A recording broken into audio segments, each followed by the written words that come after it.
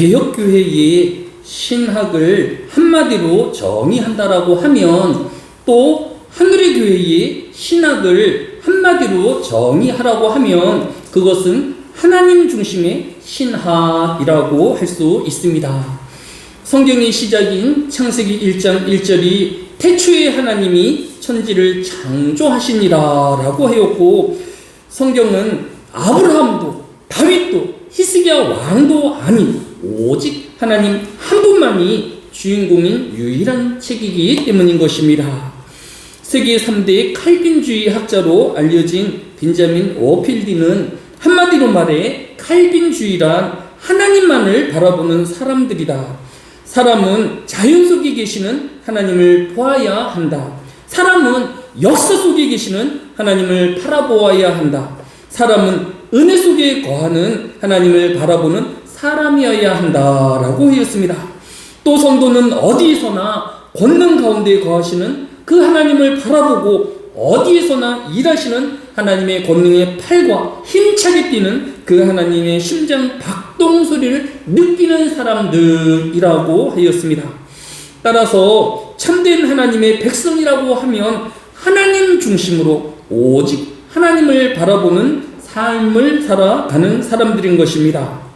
사람은 겨울이 지나고 봄이 오는 계절의 변화 속에서 하나님이 주신 놀라운 생명의 능력과 그 아름다움을 바라보아야 하는 것입니다. 세상은 세상에서 일어나는 많은 크고 작은 일들 중에서 성도는 그 역사를 주관하시고 섭리하여 가시는 그 하나님을 찾아야만 하는 것입니다. 모든 성도가 이 하나님의 권능과 은혜 베풀어 주심을 가까이 느끼는 이봄 되어지시기를 예수님의 이름으로 축복합니다. 히스기야 왕이 그러하였습니다. 오늘 본문의 배경이 되어지는 바로 앞장의 두 절인 역대하 31장 20절과 21절은 히스기야가 온 유대와 이같이 행하되 그의 하나님 보시기에 선과 정의와 진실함을 행하였으니, 또 21절에 그가 행하는 모든 일 곧 하나님 전에 수종드는 일이나 율법이나 계명이나 그의 하나님을 찾고 한 마음으로 행하여 형통하였더라라고 하였습니다. 한마디로 히스기야 왕은 오직 하나님만을 예비하는 자였고 또 하나님 중심의 신앙으로 살아가는 사람이었다라고 할 수 있는 것입니다.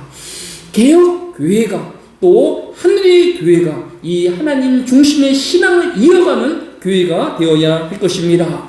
또한 모든 성도는 이 사순절을 맞이하여서 하나님 중심의 신앙으로 오직 하나님만을 바라보며 주목하는 저와 여러분 되어지시기를 예수님의 이름으로 축복합니다. 오늘 본문인 역대하 32장은 이 역사의 주인공이 하나님이심을 우리에게 뚜렷하게 잘 보여주고 있습니다. 어떻게 하나님이 역사의 주인공이신지 하나하나 말씀을 따라 살펴보도록 하겠습니다. 오늘 본문인 2절은 히스기야가 산헤립이 예루살렘을 치러 온 것을 보고라고 하였습니다.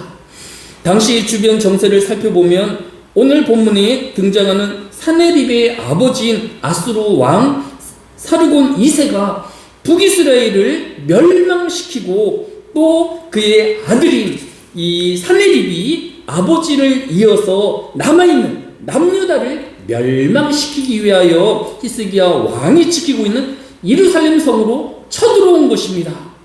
히스기야 왕은 남유다보다 더 큰 북이스라엘을 멸망시키신 아수르의 전력이나 군사력으로 도저히 감당할 수 없어서 사실을 분하여 협상을 하였습니다.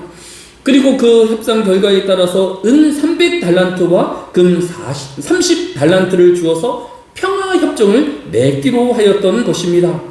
이 금액이 어느 정도인지 가름하기 위하여서 솔로몬 왕 때에 벌어들인 그 이스라엘의 모든 수입이 금 666달란트라고 하였습니다.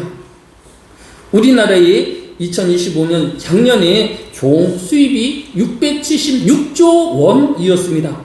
이것을 상대적으로 비교하여 보면 솔로몬이 1년 동안 금 666달란트를 수입하였던 것, 또 우리나라의 총 수입이 676조인 것을 감안하면 아마도 우리나라 돈 30조에 이르는 큰 돈을 이 산헤립에게 이 평화의 약정물로 주었던 것입니다.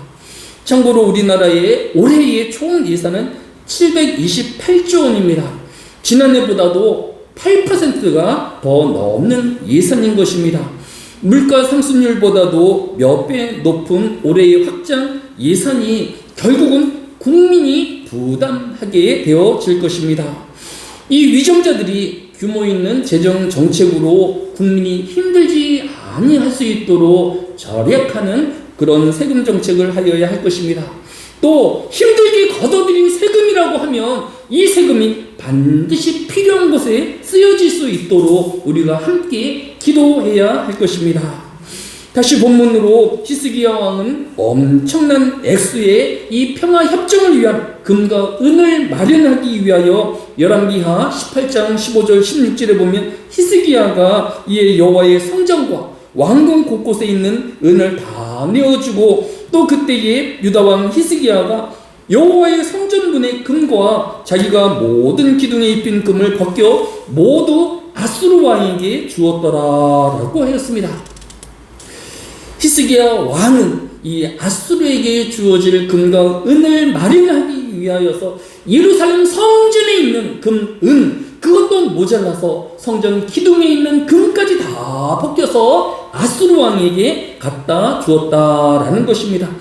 이것만 보면 히스기야 왕이 지금까지 우리가 살펴보았던 것처럼 하나님 중심의 신앙이기보다 예루살렘 성전의 금을 벗겨서 아수르에게 줄 정도로 사람 중심의 신앙이 아닐까라는 의심을 할 수도 있을 것입니다.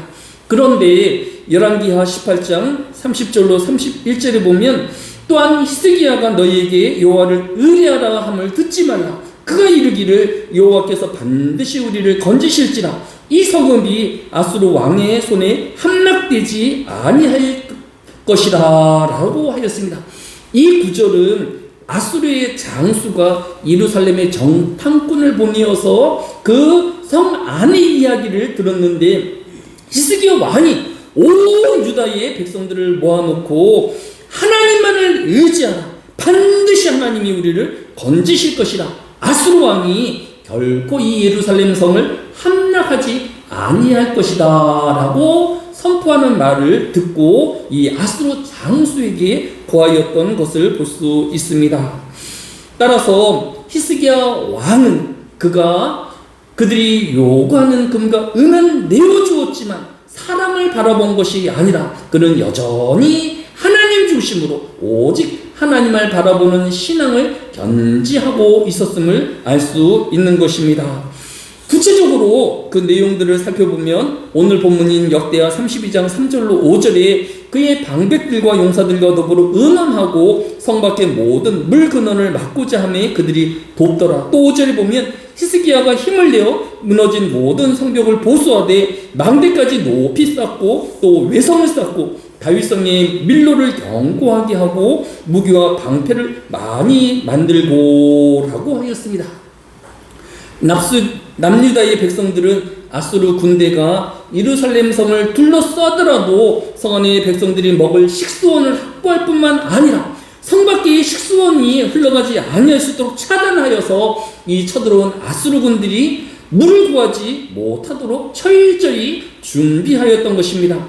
뿐만 아니라 성벽을 보수하고 망대를 높이 세워서 성을 방비할 준비를 갖추었던 것입니다. 성도가 하나님 중심이라고 하여서 하나님만을 바라보고 아무것도 행하지 않은 나태한 신앙은 아님을 우리에게 교훈하여 주고 있는 것입니다. 이단에 빠진 많은 사람들의 문제점이 마땅히 해야 할 일, 또 자신이 반드시 해야 할 의무조차도 행하지 아니함으로 사회적인 무리를 일으키고 있지 아니합니까? 대표적인 이단인 신천지가 그러합니다. 얼마 전 신문에는 신천지로부터 젊은 시절 가출과 이혼을 강요당하고 또 신천지의 노동력을 착취당하였다라는 고발이 있어서 수사를 했다라는 내용의 신문 기사가 있었습니다. 대검찰청이 수상지방검찰청에 이 사건을 배당하여서 신천지를 탈퇴한 신도 4명과 신천지에 빠져서 가출한 딸을 둔 아버지 2명을 이 신천지의 이만희 교주를 사기, 공갈, 또 노동력 착취, 유인죄로 고발한 사건인 것입니다. 수원지검은 바로 이 신천지 본부가 있는 경기 과천 관할청이기 때문에 이 수원지검에 고발하였던 것입니다. 한마디로 이단은 자신이 마땅히 해야 할 일과 또 자신이 해야 할 일조차도 하지 않는 반성경적인 이런 집단인 것을 볼 수 있습니다. 히스기야 왕과 남유다의 백성들은 예루살렘 성을 지키기 위하여 무엇보다도 열심히 수고하였고 해야 할 최선의 노력을 다하였던 것을 볼 수 있습니다. 성경은 잠언 6장 6절로 8절에서 개미는 두령이 없고 간역자도 없고 주관자도 없으되 먹을 것을 여름 동안에 예비하여 추수 때에 양식을 모으느니라. 게으른 자여, 내가 어느 때까지 눕겠느냐? 내가 어느 때까지 잠이 들어 깨어 일어나겠느냐라고 꾸짖고 있는 것을 볼 수 있습니다. 성경은 이스라엘 백성들과 모든 성도들에게 해야 할 일에 근면할 것을 또 성실할 것을 교훈하고 있는 것입니다. 또 예수님은 요한복음 9장 4절에 때가 아직 낮음에 나를 보내신 이의 일을 우리가 하여야 하리라. 밤이 오리니 그때는 아무도 일할 수 없느니라 라고 그를 따르는 많은 제자들과 또 이스라엘 백성들에게 근면할 것을, 성실할 것을 가르치시고 있는 것입니다. 성도는 물론 이 세상이 영원히 거할 곳도 안식처가 아님을 알지만 하나님이 우리를 이 땅에 보내신 사명이 있을 것입니다. 목적이 있을 것입니다. 따라서 이 세상을 게으름과 나태함으로 살 것이 아니라 충성된 일꾼으로 가정을 지키고 교회를 지키우며 또 각자에게 맡겨주신 직분과 사명을 따라 나태하고 게으른 종이 아닌 충성되어지며 성실한 일꾼 되어지시기를 예수님의 이름으로 축복합니다. 끝으로 오늘 본문인 역대하 32장 6절은 군대의 지휘관을 세워 백성을 거느리게 하고 성문 광장에서 자기 앞에 무리를 모으고 말로 위로하여 이르되 너희는 마음을 강하게 하고 담대히 하고 아수르 왕과 그를 따르는 온 무리로 말미암아 두려워하지 말라. 놀라지 말라. 우리와 함께 하시는 이가 그와 함께하는 자보다 크니라고 하였습니다. 하나님 중심의 신앙을 가진 히스기야 왕은 그의 백성인 남유다의 백성들을 위로하며 또 이 하나님 중심의 신앙으로 하나가 되어질 것을 권면하고 있는 것입니다.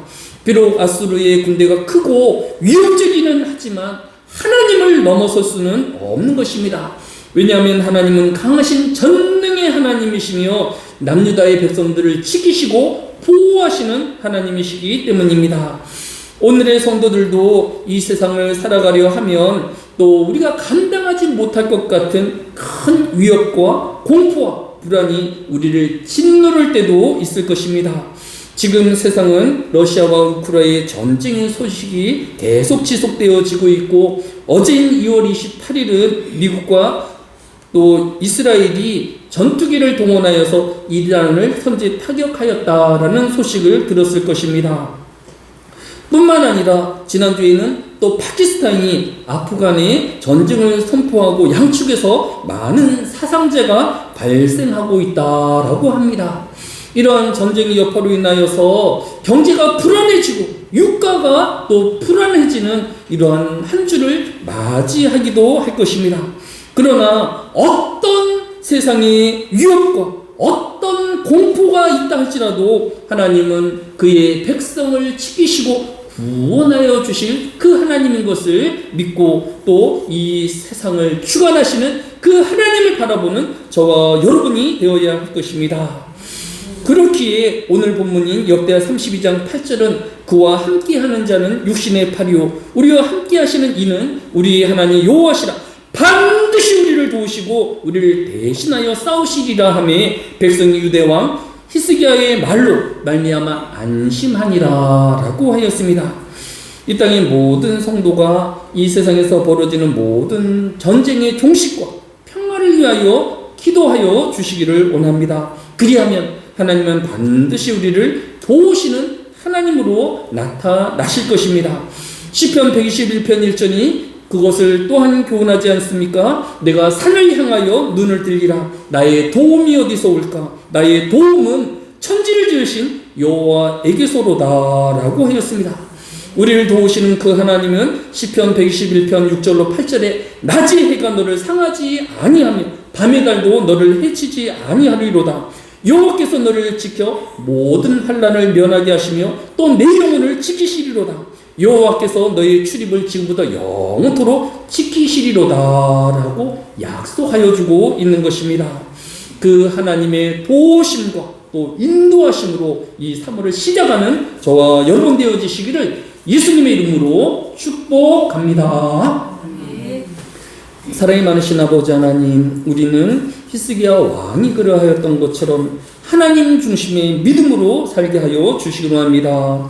또 일도 하지 아니하는 또 세상의 주인이 되어지는 교만한 자가 아니라 낮은 종의 모습으로 우리가 해야 할 일에 충성하는 일꾼이 되어지게 하여 주시기로 합니다. 과연 그 하나님은 우리를 도우시는 하나님이시며 우리를 지켜 구원하시는 하나님이신 것을 늘 고백하며 그 하나님께 찬양과 감사의 영혼들이 되어지게 하여 주옵소서. 감사를 드리오며 예수님의 이름으로 기도드렸사옵나이다. 아멘.